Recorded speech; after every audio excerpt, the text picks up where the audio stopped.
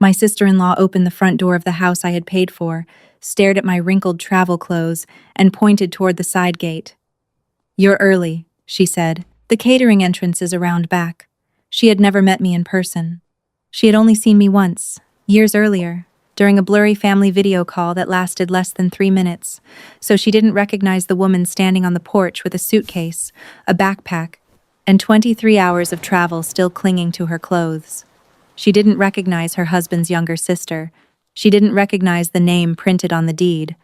And she certainly didn't know that inside my backpack was a folder containing every document she believed did not exist. I was 36 years old. My name is Lena Whitaker, and for nearly 7 years, I worked as a critical care nurse in Doha. I had flown home to North Carolina without telling anyone because I wanted to surprise my mother. Instead, at 10:12 on a Thursday morning, I found her behind the house, bent over an ironing board under the covered patio, pressing linen napkins for my sister-in-law's charity dinner. My mother was 68. She had arthritis in both hands and a replacement joint in her left knee. A handwritten list had been taped to the wall beside her. Polish silver, iron 12 napkins. Clean guest bathroom, stay upstairs during dinner. At the bottom, underlined twice, were 4 words: wear the gray uniform. By midnight, my brother, his wife, and her mother no longer had keys to that house. By the following Monday, my brother was removed from my mother's bank account, medical records, emergency contacts, and power of attorney documents. And by the end of the month, every line of my will had been rewritten. My brother's wife still tells people I came home from overseas and tore the family apart in a single night. She is wrong about one thing. I did not tear our family apart. I simply turned on the lights and let everyone see what had already been broken. To understand why I stayed calm on that doorstep, you need to know what it cost me to buy that house. My father, Thomas Whitaker, died when I was 28. He collapsed in the parking lot of the hardware store where he had worked for 26 years. One moment he was loading bags of soil into a customer's car. The next, he was on the pavement with a stranger performing chest compressions. He never regained consciousness. My father left behind an old pickup truck, a collection of fishing rods, and enough medical bills to frighten my mother every time the mailbox opened. Her name was Mary Ann. She had spent most of her adult life altering wedding dresses from our dining room. Brides came into our house carrying gowns worth more than my parents' car, and my mother would kneel on the carpet, pinning hems while women discussed honeymoons she could never afford. She never complained. That was my mother's greatest strength and, eventually, the weakness other people learned to use against her. After Dad died, the bills arrived faster than she could sew. My brother, Grant, was 32 then. He had a wife, 2 truck payments, and a residential renovation company that always seemed one contract away from becoming successful. He helped when he could. I want to be fair about that. Grant handled the funeral arrangements. He repaired Mom's leaking roof. He drove her to appointments and sat beside her when the insurance company refused another claim. But Grant also had a talent for making every favor feel larger than it was. If he changed a light fixture, the family heard about it for 3 months. If I transferred $5,000, he called it sending money from a distance. Grant liked visible sacrifices. Mine happened where nobody could see them. At 29, I accepted a hospital contract in Doha. The salary was nearly triple what I was earning in Charlotte. Housing was included. Flights were covered. The schedule was brutal, but the numbers were undeniable. I told Mom I would be gone for 2 years. She drove me to the airport before sunrise. At security, she handed me a plastic container filled with lemon bars and tried to smile. "You don't have to rescue everybody, Lena," she whispered. "I'm not rescuing everybody," I told her. "Just you." 2 years became nearly 7. I missed birthdays, Thanksgiving dinners, Grant's courthouse wedding, and the final months of my grandmother's life. I watched family events through a phone screen propped against medication carts. I learned to sleep during daylight, celebrate Christmas in hospital corridors, and recognize grief in 6 different languages. My engagement ended during my 3rd year away. The man I loved said he was tired of building a future around flight schedules. I understood. That did not make it hurt less. By the end of year 3, Dad's remaining medical debt was gone. I should have come home then. Instead, I opened a separate savings account. I named it Blue Porch. When I was a child, Mom used to drive slowly through an older neighborhood outside Winston-Salem, where the houses had wide porches and blue hydrangeas lining the walkways. She would glance through the windshield and say, "Imagine having enough room for people to stay a while."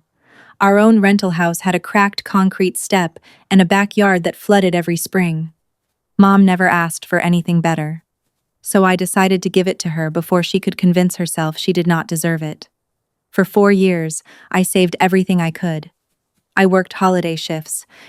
I accepted overnight rotations other nurses avoided. I lived in the same small apartment long after I could afford something better. Then, 3 years ago, I found the house. It was a restored colonial on Briarwood Lane with a wraparound porch, a bright sewing room, and a long garden bed already filled with hydrangeas. The asking price was $640,000. I made a $240,000 down payment and financed the rest in my name. My attorney, Malcolm Reed, handled the closing while I signed documents over video call at 2 in the morning. Malcolm had known my father for years. He was precise, cautious, and nearly impossible to rush. During the closing, he asked whether I wanted to transfer the title to Mom immediately. I said yes. He advised me to wait. "Give her the right to live there," he said, "but keep the property protected until we finish the trust. Your mother is generous." Generous people sometimes sign things they don't understand because they're afraid of disappointing someone. I knew exactly who he meant. Grant's company had begun missing payments to subcontractors. His business was still operating, but barely. So the deed remained in my name, while Malcolm prepared a lifetime occupancy trust that would guarantee Mom could live in the house forever. The arrangement was simple. The house belonged legally to me. Mom would have permanent, protected use of it. Nobody could sell it, mortgage it, inherit it early, or pressure her into signing it away. Until the paperwork was completed, almost no one knew the title was still mine. Mom told people I had helped her buy the house. She did that to protect Grant's pride. She did not want her son to feel that his little sister had accomplished something he had not. The day she moved in, she called me from the porch. Behind her, the hydrangeas were blooming. "I don't know what to do with all this room," she said. "Fill it with people who love you." That sentence would come back to me years later, not because she filled the house with people who loved her, but because she filled it with people she loved and assumed that was the same thing. 18 months after Mom moved in, Grant's renovation company collapsed. One major client filed bankruptcy without paying him. Grant had borrowed against equipment to finish the work. When the client disappeared, so did the money that was supposed to save the business. Within 6 months, Grant lost the company, his truck, and the house he shared with his wife, Vivian. He did not tell me until the bank had already scheduled the foreclosure. I offered to help. He refused before I finished the sentence. "You think money fixes everything," he said. "No," I replied. "I think money fixes the specific problem of losing your house." He did not laugh. 3 weeks later, Mom called. "Grant and Vivian need somewhere temporary," she said. "Only until they get back on their feet." I agreed immediately. It was her home. Her son was in trouble. Of course she wanted to help him. But I spoke to Grant directly and made 2 conditions clear. First, the arrangement was temporary. Second, Mom would remain in charge of her own home. Grant sounded offended that I even needed to say it. "She's our mother, Lena. We'll take care of her." Vivian spoke from somewhere nearby. "You don't have to worry from another continent," she said brightly. "We're here now." I heard the emphasis. I ignored it. That was my first mistake. The second came 4 months later when Vivian's mother, Celeste, moved in for a few days. Celeste had separated from her third husband and claimed she needed a calm place to think. The few days became several weeks. Then no one mentioned an end date again. Whenever I asked Mom whether the house felt crowded, she gave me the same answer. "It's nice having family around," but the way she said it changed. The first time, she sounded pleased. The second time, careful. By the 6th month, it sounded rehearsed. Then Mom had knee surgery. Grant called after the operation and explained that they were moving her downstairs temporarily. "The staircase is too dangerous," he said. That sounded reasonable. The downstairs office had an attached bathroom. It could have been made comfortable. Instead, They put a narrow bed in the utility room beside the washer and dryer. I did not know that then. What I knew was that our Sunday video calls began changing. Mom's phone stopped working. Grant said the charging port had broken, and they were taking it for repair. The new phone I mailed her was marked delivered, but Mom never received it. Our calls moved to Vivian's tablet, and Vivian always seemed to be nearby. Mom started wearing plain gray dresses I did not recognize. Her hair was rarely styled. Sometimes she appeared on screen standing instead of sitting, as though she had been interrupted while working. When I asked if she was tired, Grant answered for her. She likes staying useful. One Sunday, I heard Vivian call from another room. "Marianne, the laundry." Mom flinched. It was small. Most people would not have noticed. But I had spent 7 years watching patients hide pain from frightened families. I knew what fear looked like when it had learned to smile. I offered to hire a housekeeper. Grant rejected the idea. "We're not letting strangers wander around Mom's house." I offered to arrange meal deliveries. Vivian said cooking gave Mom a sense of purpose. Then Mom stopped attending church. Her best friend, Ruth Caldwell, emailed me. Ruth was 72 and had known Mom since they were teenagers. Her message contained only 5 sentences. The last one sent me home. "I saw Marianne outside the pharmacy yesterday. She was carrying several heavy bags while Vivian sat in the car.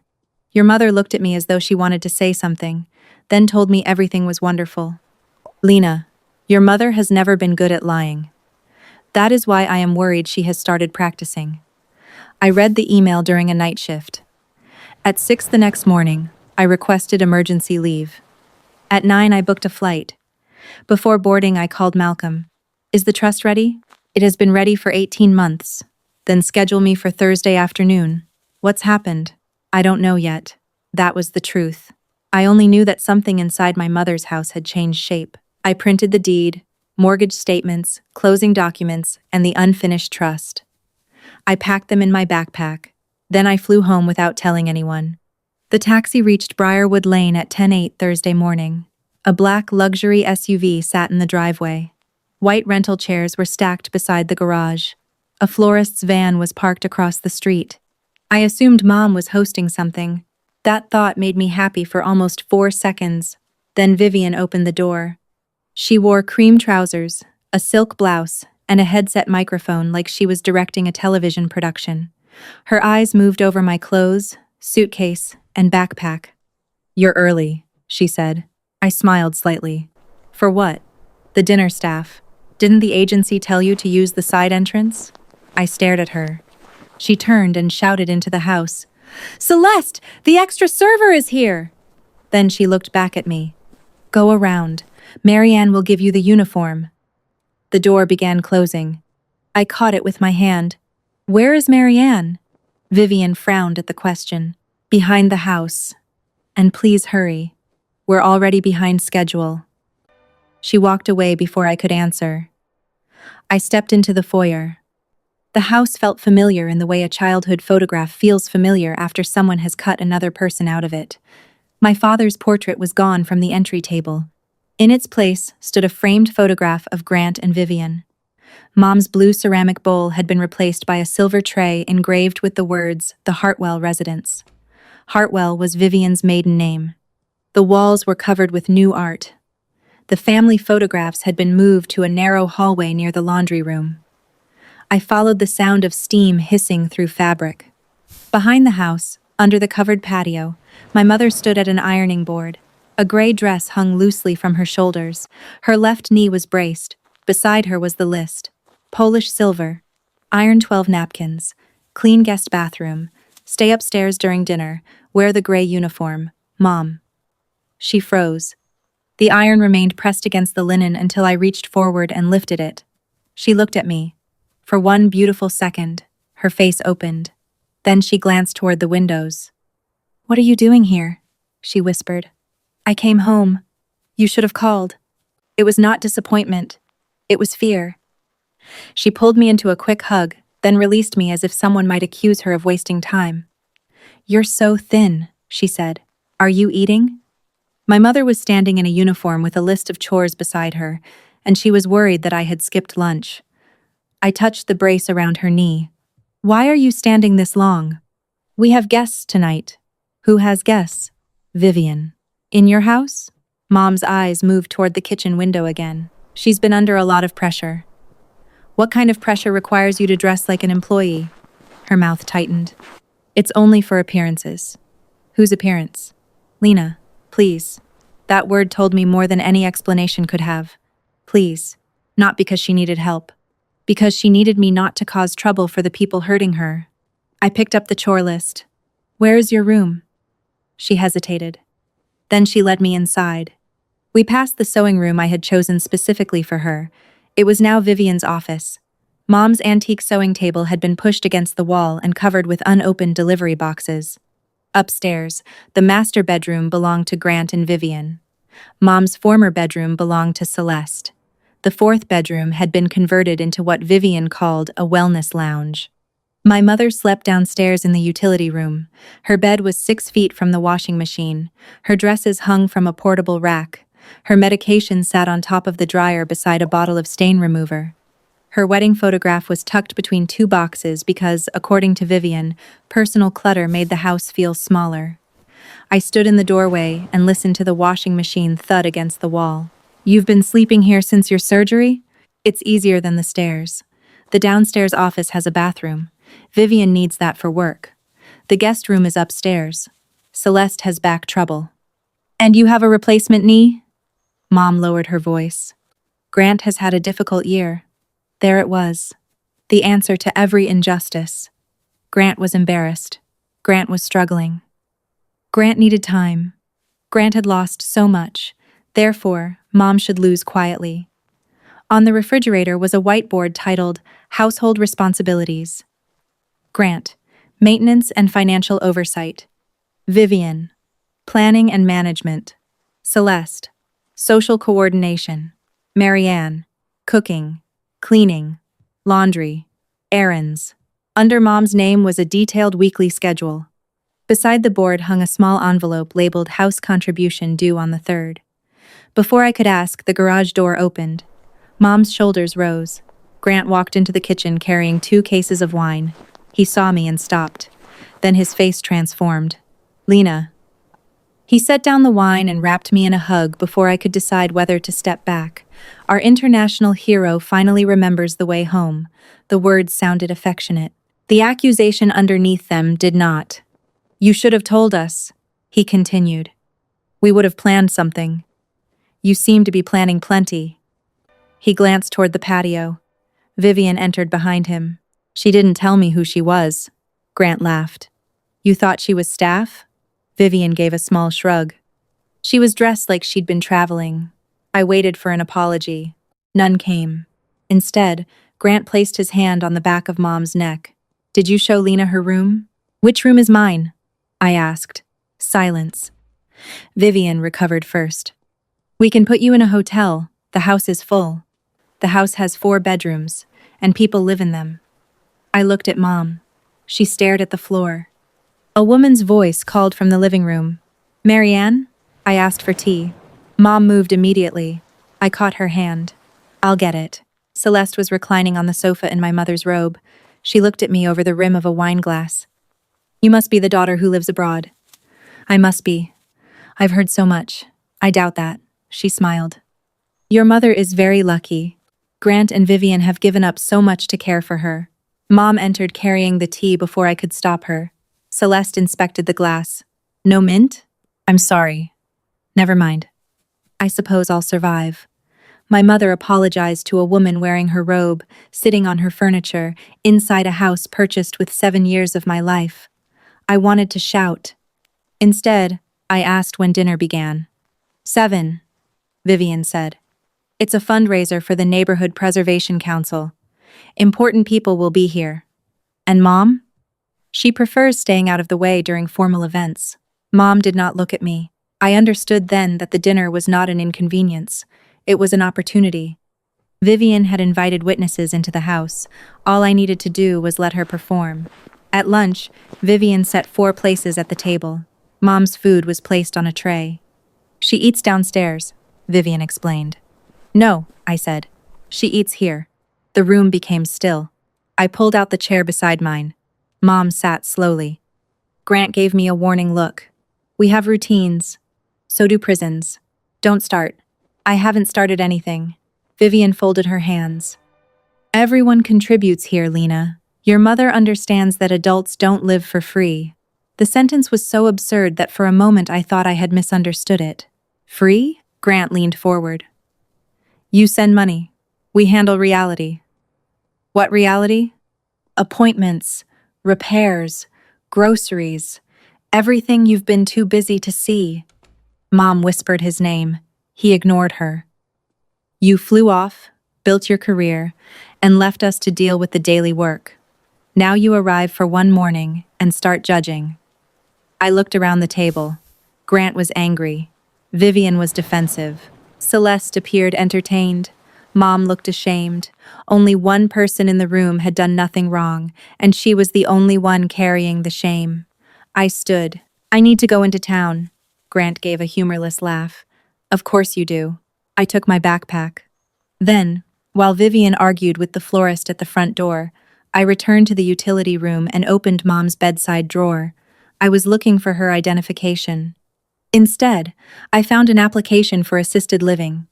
Pinecrest Senior Community. Requested room. Studio. Personal possessions. Limited. Emergency contact. Grant Whitaker. Reason for move. Family residence no longer suitable. A deposit receipt was stapled to the back. Mom appeared in the doorway. Her face changed when she saw what I was holding. It's a lovely place, she said quickly. They have activities. You're planning to leave? The house is crowded. It is your house. Grant needs stability. You sleep beside a washing machine. I don't need much. You needed enough to apply for assisted living without telling me. Her eyes filled. If I move, Grant and Vivian can keep the house. They've already lost one.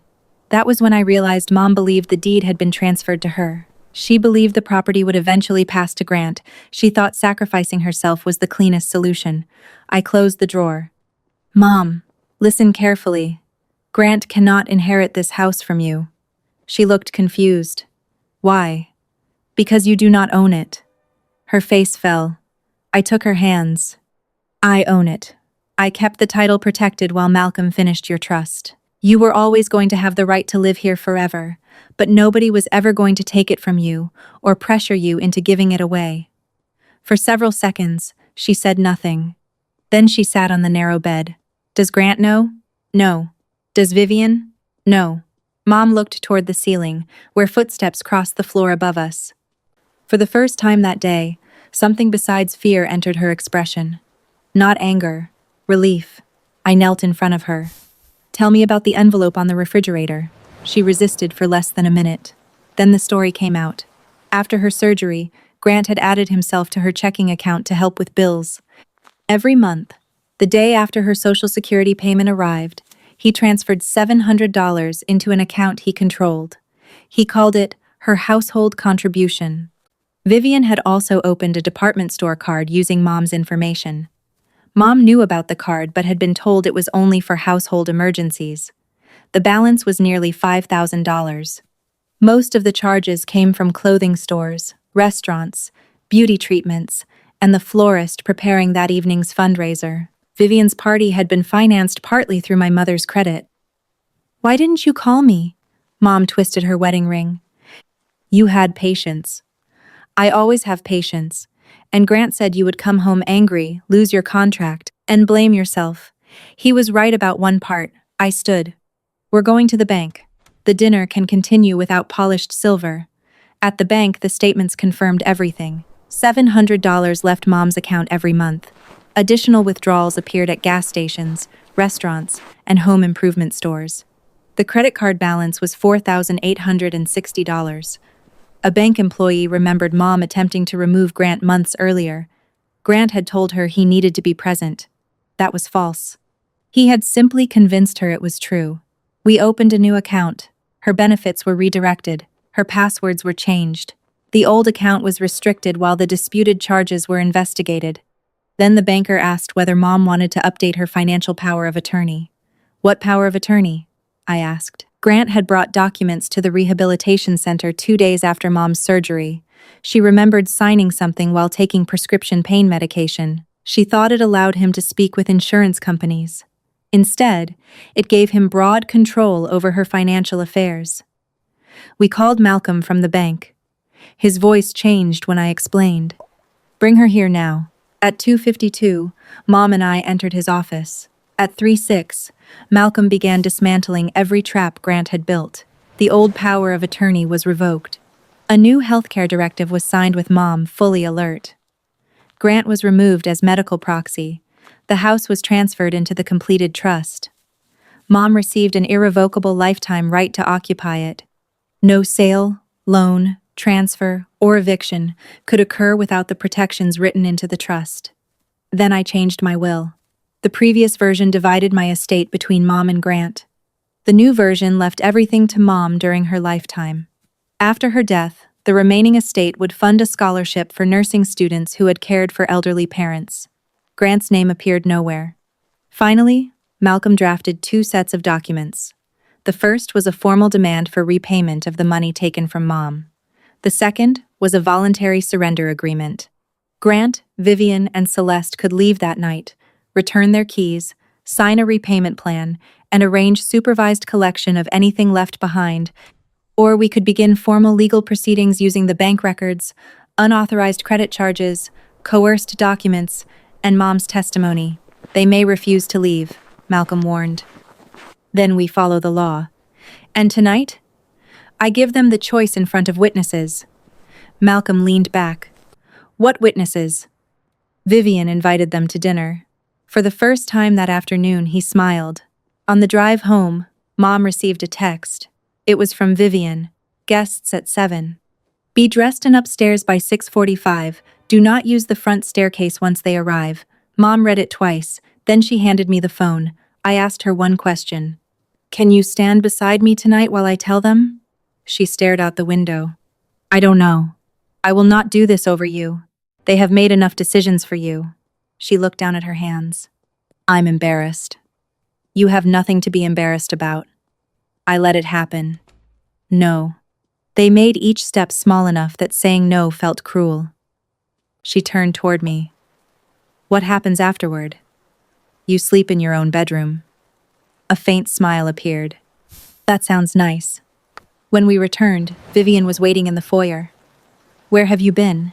"Handling family business." "You could have answered your phone." "I was busy." Her eyes narrowed. I walked past her. For the next 2 hours, the house filled with flowers, candles, crystal glasses, and people hired using money my mother had never agreed to spend. Vivian placed herself at the head of the table. Grant sat at the opposite end. Celeste wore one of Mom's pearl necklaces. At 6:30, Vivian brought out the gray uniform. She held it toward Mom. "Change quickly." I took it from her. "I'll wear it." Vivian blinked. "You? You need another server." Suspicion crossed Grant's face. But Vivian smiled. She thought I was surrendering. She thought the daughter who sent money from overseas had finally accepted her proper place in the family hierarchy, so I changed into the gray dress. I tied the white apron around my waist, and I began serving drinks in the house I owned. The guests arrived at 7. There were 8 of them. 2 women from Mom's church, 3 neighbors, a local real estate broker, a council member, and Ruth, the friend who had emailed me. Ruth hugged Mom for a long time. Then she looked at the uniform I was wearing. I gave her a small nod. She understood enough not to ask questions. Vivian led the guests through the downstairs rooms. "We restored everything ourselves," she said. Grant added details about renovations he intended to complete. A larger kitchen, a stone terrace, a wine cellar. The real estate broker admired the dining room. Vivian lowered her voice as though sharing confidential information. "We may sell in a year or 2. This neighborhood has appreciated beautifully."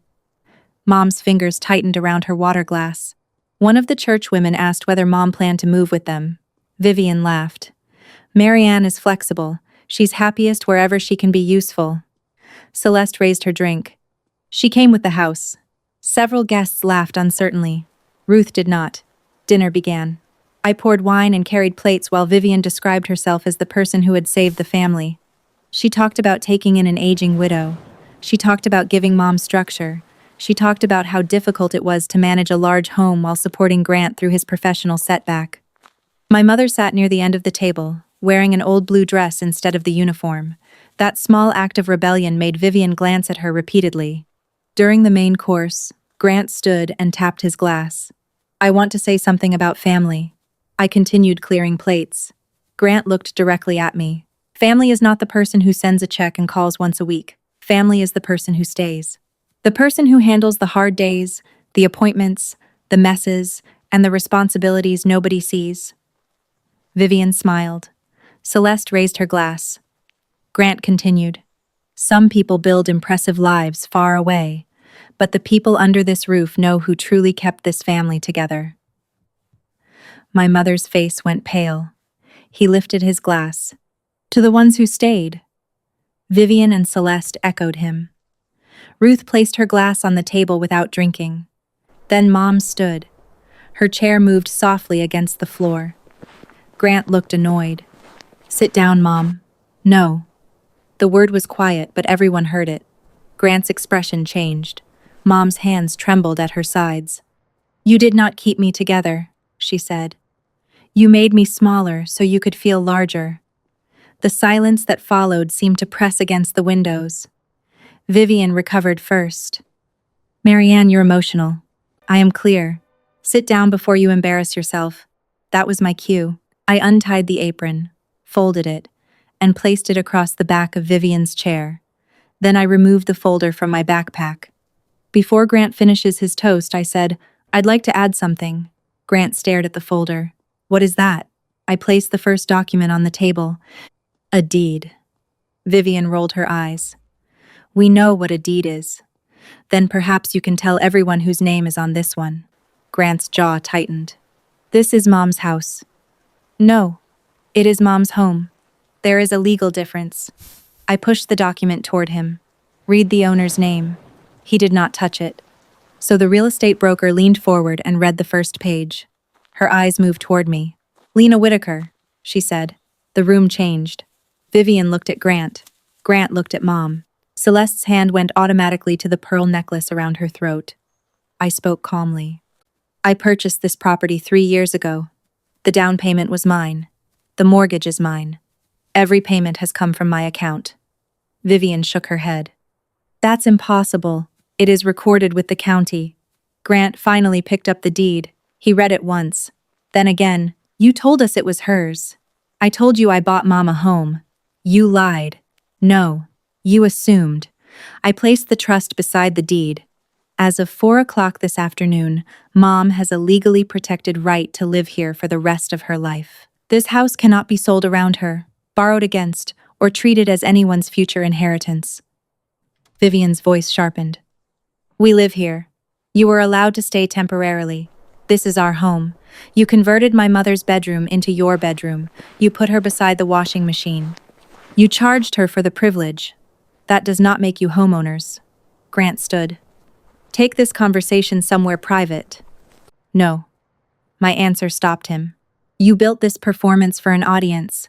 The audience can stay. I placed the bank statements on the table. $700 withdrawn every month after Mom's Social Security payment. Additional purchases. Unauthorized credit charges. Nearly $15,000 taken from a widow who believed she was helping with groceries. Celeste turned toward Vivian. You said Marianne volunteered to cover expenses. Vivian's face hardened. She lives here. Exactly, I replied. She lives here. She does not pay rent to guests. I placed the whiteboard schedule on the table. I had photographed it before leaving for the bank and printed the image at Malcolm's office. Cooking, cleaning, laundry, errands, instructions to remain upstairs during dinner. One of the neighbors covered her mouth. The council member stared at Vivian. Ruth stood and moved beside Mom. Vivian pointed at me. You have no idea what it took to care for her. I know she applied for assisted living because she thought giving you this house might cure Grant's pride. Grant slammed his hand against the table. The glasses shook. You were not here. I waited until the sound disappeared. No, I said. I was working the shifts that paid for every wall around you. His face reddened.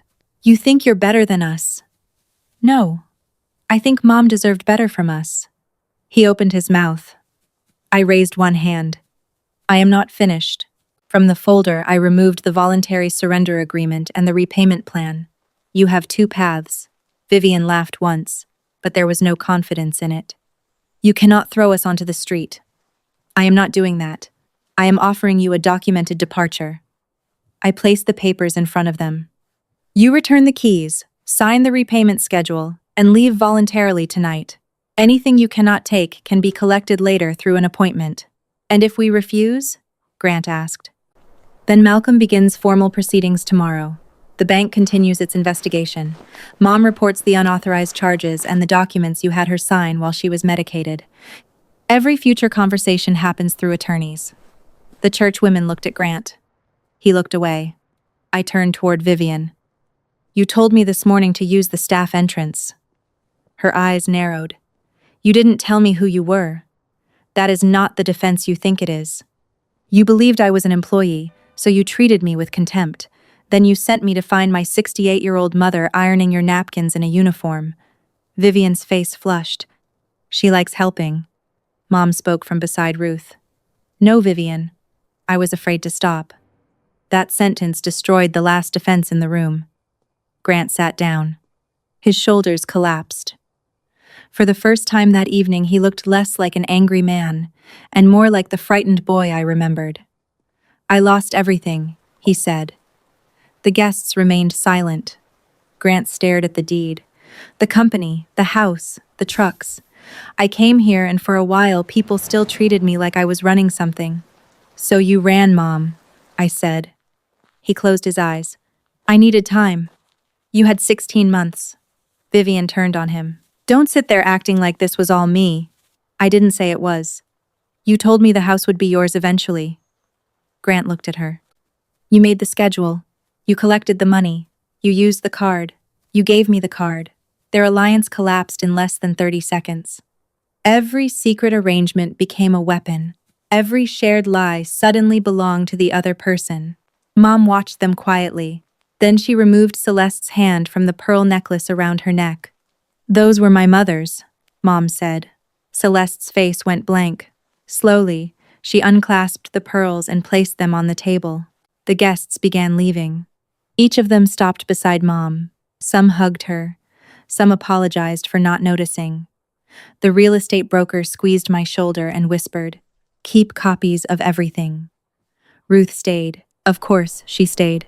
She went into the kitchen, filled the kettle, and announced that nobody should make life-changing decisions without tea. Grant signed first. His hand shook. Vivian read every line, searching for a loophole Malcolm had not left. Celeste protested that she was not involved. Mom answered her without raising her voice. You called me from my bedroom to bring you tea. Celeste signed. They packed for 3 hours. Drawers slammed upstairs. Closet doors struck walls. Suitcases rolled down the staircase one after another. At 11:38, Grant carried the last box toward the door. He stopped beside Mom. I'm sorry. She looked at him for a long time. I believe you feel sorry tonight. He lowered his eyes. That is not the same as changing. He nodded once and walked outside. Vivian came last. She wore the same silk blouse she had worn when she mistook me for hired staff. At the front door, she turned. You think you won? No. You took his family away. No. I stopped him from taking his mother away from herself. Her mouth trembled with anger. You'll regret humiliating us. I opened the door. You built the dinner party, Vivian. I only changed the final course.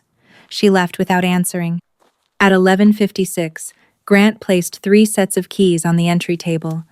At midnight, the locksmith changed the final deadbolt. The sound was not dramatic, just a clean mechanical click. But Mom closed her eyes when she heard it. For the first time in 16 months, nobody else could enter her home without permission. Ruth and I carried Mom's clothes upstairs. We returned her wedding photograph to the dresser. Her sewing table went back into the bright room overlooking the hydrangeas. The gray uniform went into a box with Vivian's forgotten belongings. At 2 in the morning, Mom sat on the edge of the master bed. She ran her hand over the quilt. I feel guilty, she whispered. For sleeping in your room? For being relieved. I sat beside her. Relief is what happens when fear finally leaves the body. She leaned against me. For a while, neither of us spoke. Then she laughed softly. What am I supposed to do with such a large bedroom? Whatever you want. That is a dangerous amount of freedom. You'll adjust. The following week, every account was reviewed. Grant's access was removed from Mom's finances, healthcare records, pharmacy account, insurance documents, and emergency contacts. The power of attorney he obtained after her surgery was formally revoked. Vivian's disputed charges were reported. Grant began making monthly repayments, not because an apology fixed what happened, but because accountability required more than regret. Mom withdrew her application from Pinecrest. She did not tear it up. She kept it in a drawer. Having a choice makes it different, she said. She was right. 3 months later, Mom returned to church. The women from Vivian's dinner started visiting on Sunday afternoons. Ruth always took the seat at Mom's right side. The downstairs utility room became what it should have been all along, a laundry room. The master bedroom remained Mom's. Her sewing room reopened. She began altering dresses again, but only when she felt like it. Grant found work managing a warehouse night shift. He and Vivian rented a small apartment. Celeste moved in with another daughter who, according to Ruth, was less impressed by dramatic stories and more interested in receiving rent on time. Grant called Mom every Sunday. For the first month, she did not answer. Then one afternoon, she did. The conversation lasted 6 minutes. She did not invite him over. That mattered. Forgiveness without boundaries is simply permission wearing church clothes. Almost a year after that night, I moved back to North Carolina permanently. I accepted a hospital position 40 minutes from Briarwood Lane. On my first morning home, Mom and I sat on the porch with coffee. The hydrangeas had grown wild along the walkway. I asked whether she wanted me to cut them back. She shook her head. Let them take up space. So we did. People ask whether I regret exposing my brother in front of his wife, her mother, and 8 dinner guests. I regret that my mother spent 16 months believing she needed permission to sit at her own table. I regret that I noticed the fear in her face and still needed an email from Ruth to get on a plane. I regret every Sunday call where I accepted "I'm fine," because part of me wanted it to be true. But I do not regret the folder. I do not regret the deed. I do not regret placing the truth in the middle of that dining table where nobody could quietly carry it away. Because families rarely collapse from one confrontation, they collapse from hundreds of small silences. One person notices something wrong and says nothing. Another person accepts a cruel explanation because challenging it would be uncomfortable.